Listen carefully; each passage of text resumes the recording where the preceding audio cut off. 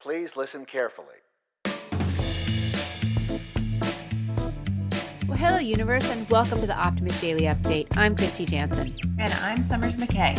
And we're part of the team behind the Optimist Daily, making solutions the news. We bring you reader-funded solutions news every day in order to change the tenor of news media, social media, and the direction of your day to help make it one focused on solutions.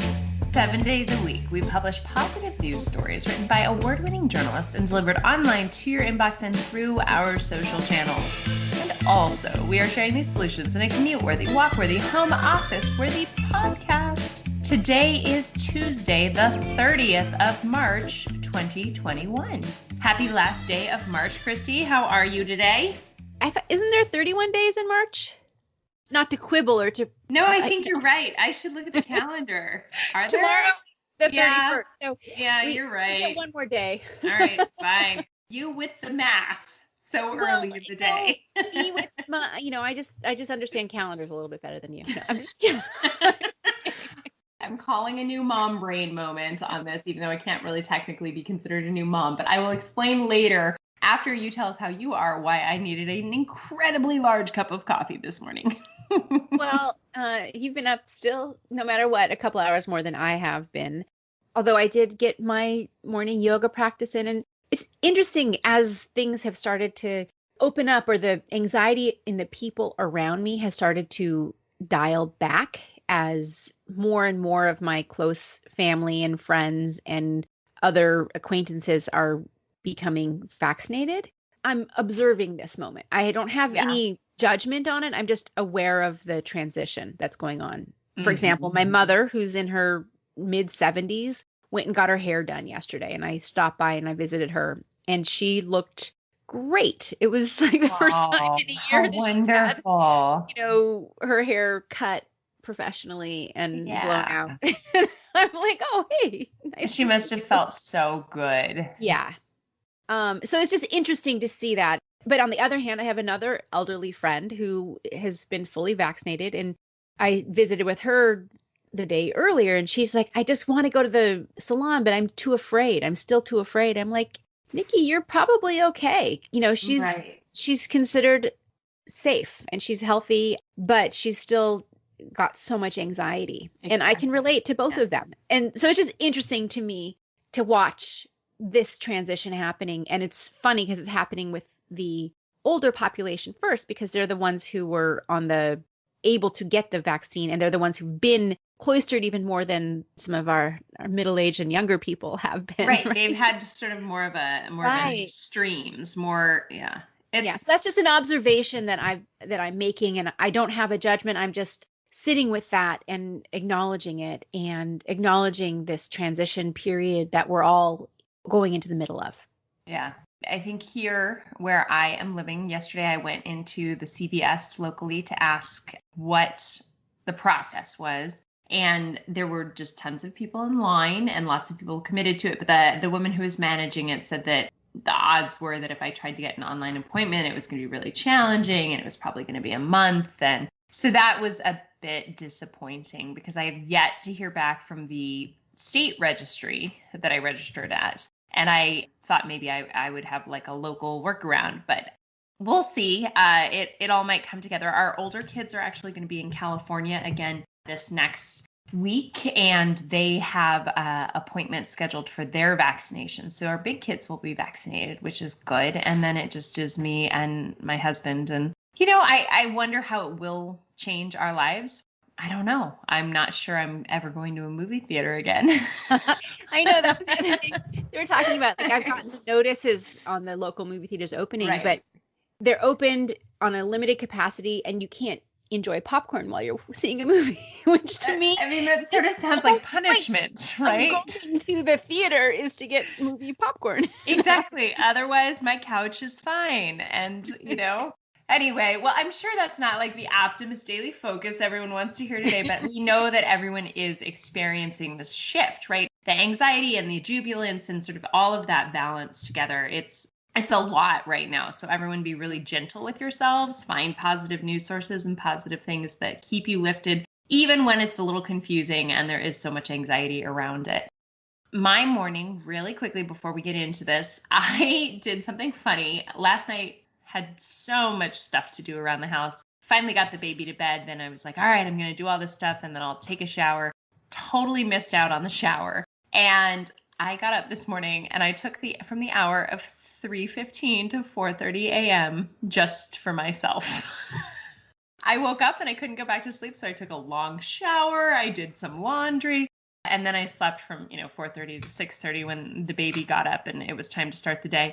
But I had this lovely little 1-hour respite in a completely quiet house to just, I don't know, like exfoliate.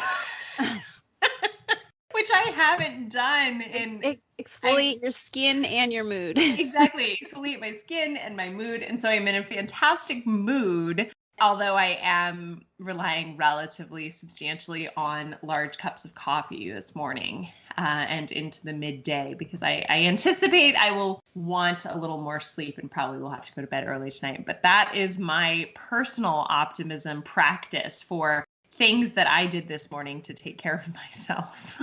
So, okay. Well, good.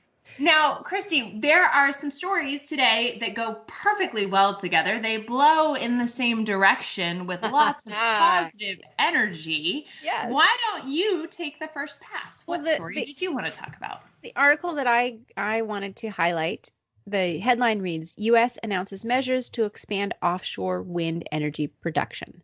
And this is one of those steps towards a greener energy profile, and it's being supported from the top down in terms of policy making, and the new administration is working to encourage offshore wind development.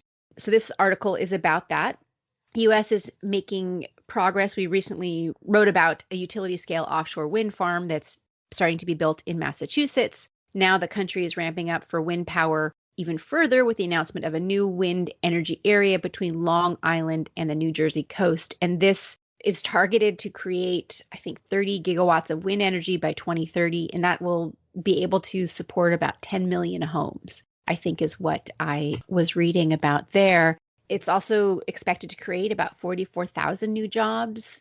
So this is, again, how moving into this new kind of energy infrastructure investment will also create good jobs for the local area and also bring in increased economic activity in the surrounding communities. So this is certainly a solution, a multi-pronged solution approach, because it's great. While we've had a lot of onshore wind energy built over the last decades, it actually, some states, a good portion of their energy comes from wind at this point. It accounted for about 8% of the U.S. energy production last year, and it's still being developed. Offshore has seen less investment and less emphasis, and renewable energy advocates are really hopeful that this kind of offshore infrastructure will help the U.S. achieve its goal of getting down to zero carbon, getting gas emissions out of the power sector by 2035, which is our current target. Deb Haaland, the new Interior Secretary, is very bullish on this type of investment, and I just think it's a great move for the U.S. to really go full on into investing in renewable energy sources, and wind energy is one of the key areas to create good jobs and also move us off of reliance on fossil fuels to keep the lights on and the cars charged.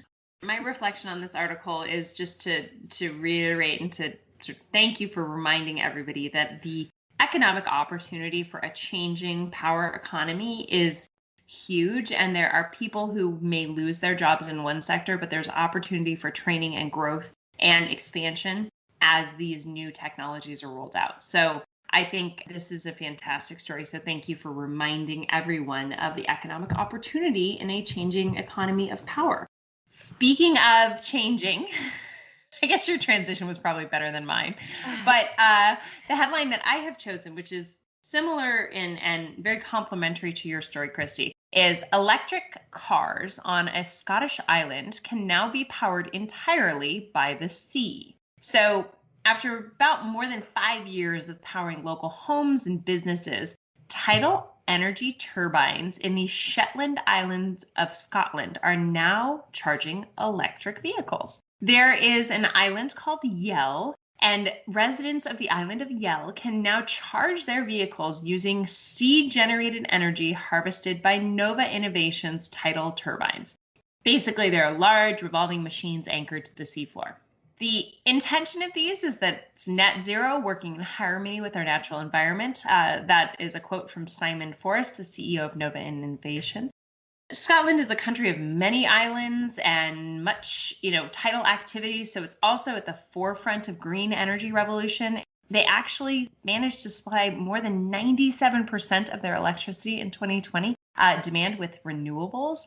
It might not be more than, but yeah. I just want to point out that's wind energy, both onshore and offshore. It's also photovoltaic and tidal energy. And tidal energy, exactly. Yeah. It's a combination of all of them. So basically, they are equipped with the world's largest tidal energy farm and boasting the world's biggest tidal array of underwater turbines. Scotland is definitely going to play a major role in helping the entire United Kingdom move toward a post-carbon future. A couple questions on this one, and I'm sure the folks at Nova have been managing this, but just as when we hear about wind energy and the disruption that can have to the natural environment, I'm sure these sea turbines, they make efforts to ensure that the natural environment and that the marine environment is not too dramatically affected, or if it is, they are perhaps putting efforts in place in other areas to protect marine life. But I think this is just such a valuable story because it's reminding us that energy comes from everywhere. It does not just have to come from one source. And so wherever you live, regionally appropriate energy sources should be available and not this fossil fuel focus, but instead Scotland, it's sea turbines, the Great Plains of Texas might be wind and microgrids. And solar, by the way. Solar, exactly. Wind, solar, microgrids. But both of these stories, I think, are really valuable in the post-carbon economy. Yeah, just another point in the Nova Innovation concept of providing recharging stations for electric vehicles that are fed by power generated through the offshore tidal energy. One issue with moving all of our cars into electric vehicles or even hydrogen fuel cell cars, we have to account for adding all of that new demand to the electric grids. Exactly. And so this is an interesting sort of combination of getting renewable energy into the grid that is then put into the cars to drive around. And it's just, I think it's good. So I like this article, and I think we've got to wrap for today because we've got to get going to the rest of our day. But just want to say thank you, everybody, for listening, and excited to have you here. We promise to keep sharing these positive, solution-based news stories with ideas on how you can participate in the changing world and help to ensure it's going in the right direction. It's going for the good. We promise to keep covering current events with accuracy and legitimate sourcing and offer you the information needed most to chart new paths for everyone. Be part of the solution-changing consciousness and become an emissary on the optimistdaily.com for just $5 a month. Support reader-funded independent journalism. Let's keep the Optimist Daily free to all who need it, supported by those who can. We'll see you tomorrow, guys. Thanks.